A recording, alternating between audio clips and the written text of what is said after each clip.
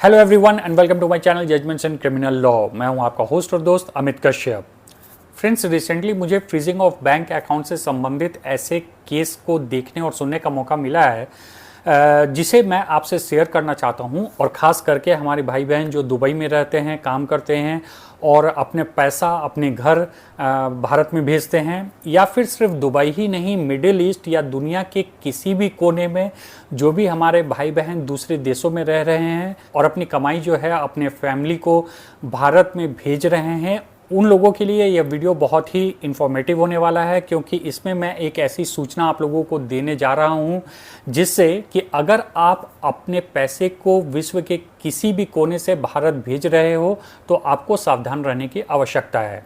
जो वीडियो का कैप्शन आपने देखा था उसमें मैंने खास करके दुबई का नाम सिर्फ इसलिए लिया था क्योंकि आज जो दोनों केसेस आपको मैं बताने जा रहा हूं वह दुबई से ही रिलेटेड है।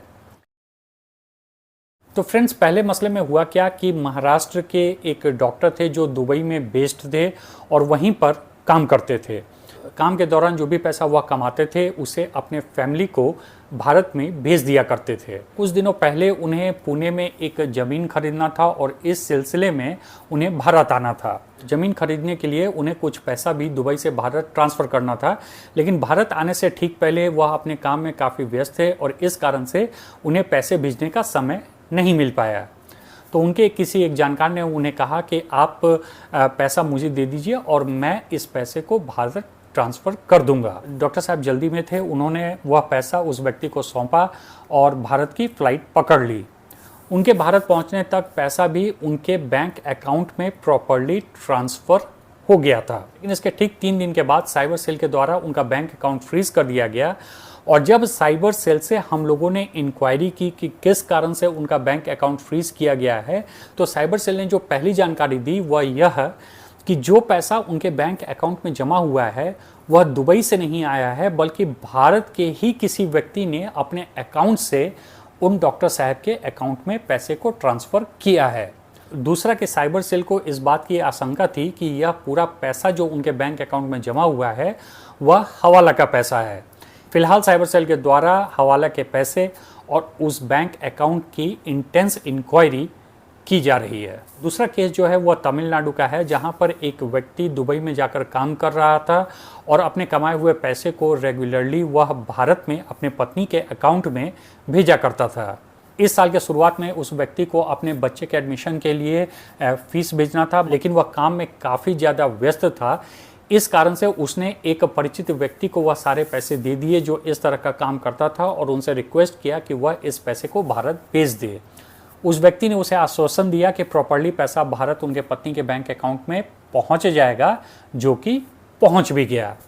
लेकिन उनके पत्नी के बैंक अकाउंट में पैसा पहुंचने के 3 दिन के अंदर ही उनका बैंक अकाउंट फ्रीज हो गया। जब साइबर सेल के द्वारा इस संबंध में पूछताछ की गई तो फिर वही बात पता चली जो कि पहले केस में हुआ था कि यह पैसा भारत के ही किसी व्यक्ति के अकाउंट से उनकी पत्नी के अकाउंट में आया है, नंबर 1।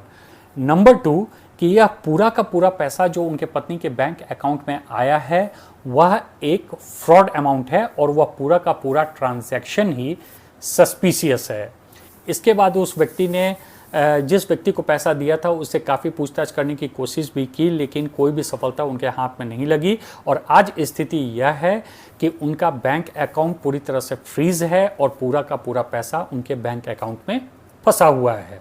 इन दोनों इंसिडेंट्स में एक चीज़ बहुत कॉमन है और आप इस बात को ध्यान दें।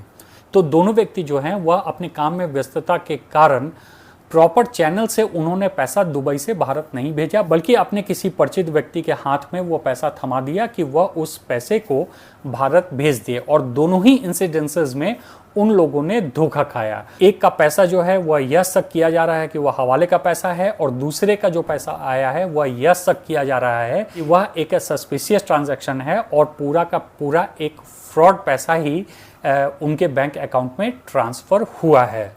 तो यह दो मेरे पास एकदम बिल्कुल लेटेस्ट इन्फॉर्मेशन थी जो मैं चाह रहा था कि आप लोगों से शेयर करूं। इसलिए मेरे उन सारे भाई बहनों से प्रार्थना है जो दुबई में हैं, मिडिल ईस्ट में हैं या दुनिया के किसी कोने में हैं कि अगर आपको भारत पैसा भेजना है अपने परिवार को तो प्रॉपर और ऑथराइज्ड जो चैनल हैं उन्हीं के द्वारा पैसे जो हैं अपने देश में भेजें। कोई भी ऐसा व्यक्ति जिससे आप पूरी तरह परिचित ना हो, या कोई भी ऐसा एजेंसी जो ऑथराइज नहीं है, जिसे आप सही तरीके से जानते नहीं हो, उनके द्वारा पैसे को अपने देश में न भेजें, क्योंकि न सिर्फ आपका बैंक अकाउंट फ्रीज हो सकता है, बल्कि आप एक कानूनी लफड़े में भी फंस सकते हैं। आशा करता हूँ मेरा ये वीडियो आपको पसंद आया होगा और इन्फॉर्मेटिव लगा होगा। Thanks for watching.